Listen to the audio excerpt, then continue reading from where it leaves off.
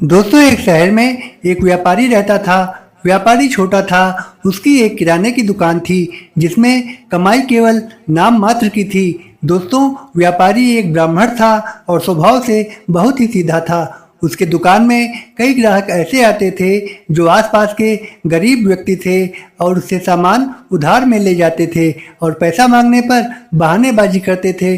फिर भी व्यापारी बड़ा दयालु किस्म का था। वो लोगों की परेशानी को देखकर उन पर पैसे देने का दबाव नहीं डालता था। व्यापारी रोज सुबह स्नान ध्यान करके पूजा पाठ करता, फिर अपनी दुकान पर जाता और अगर कोई व्यक्ति दुकान पर सामान लेने आता और अपनी परेशानी उससे बता देता था तो सेठ उसे सामान दे देता था और पैसा भी नहीं मांगता था। उसे दया आ जाती थी, लेकिन कई लोग उसकी इस अच्छाई का फायदा उठाने लगे और उसे बेवकूफ़ बनाकर फ्री में सामान ले जाते। अपनी इसी दयालु स्वभाव के कारण उसकी दुकान एक दिन ठप हो गई। दुकान का सामान धीरे धीरे खत्म हो गया और दुकान का सामान लाने के पैसे भी उसके पास नहीं बचे।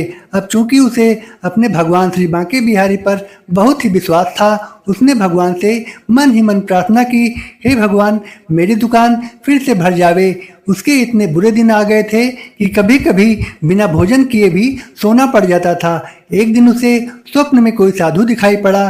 स्वप्न में साधु ने उससे कहा कि तू श्रीमद् भागवत कथा का पाठ सुन ले, तेरी गरीबी दूर हो जाएगी। अब व्यापारी के पास पैसे तो थे नहीं, तो उसने भागवत कथा सुनने के लिए घर घर जाकर अपने ग्राहकों से उधारी के पैसे मांगना शुरू किया और पैसे मांगते हुए उसने थोड़े बहुत पैसे इकट्ठा कर लिए और पंडितों को बुलवाकर श्रीमद् भागवत कथा सुनी। दोस्तों, 7वें दिन कथा समाप्त होने पर बांके बिहारी की प्रतिमा के सामने 56 भोग लगाया गया।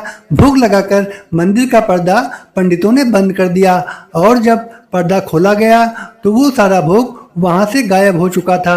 भगवान श्री कृष्ण कन्हैया के पैरों के निशान वहां पर बने हुए थे। दोस्तों, भगवान ने स्वयं प्रकट होकर भोग प्रसाद ग्रहण किया था। वहां मौजूद सभी भक्तों ने बांके बिहारी की इस चमत्कार को देखकर उनकी जय जयकार की। उसी रात व्यापारी श्री बांके बिहारी का ध्यान करते हुए सो गया। स्वप्न में फिर वही साधु दिखाई पड़ा और व्यापारी से बोला, तेरे घर के आंगन में बहुत बड़ा खजाना गड़ा हुआ है, तू अपना आंगन खोद कर निकाल ले। व्यापारी की सुबह आंख खुली तो उसने काफी देर सोच विचार किया।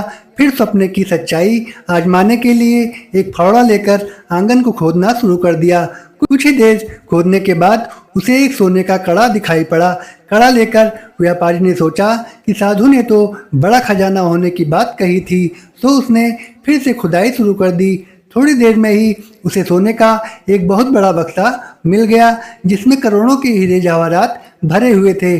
दोस्तों, अब सेठ एक धनवान व्यक्ति बन गया था। उसने धीरे धीरे अपना कारोबार फैलाना शुरू किया, कई सारे विद्यालय बनवाए और धीरे धीरे उसकी कई सारी आभूषण की दुकानें हो गईं। दोस्तों, अब सेठ अपने जिले का सबसे बड़ा व्यापारी बन चुका था। तो कहानी हमें ये शिक्षा देती है कि भगवान से विश्वास कभी नहीं तोड़ना चाहिए और जीवन में हमेशा अच्छे कर्म करना चाहिए। दोस्तों, कहानी पसंद आई हो तो कमेंट में राधे राधे लिखकर चैनल को सब्सक्राइब कर दें। राधे राधे, जय श्री कृष्णा।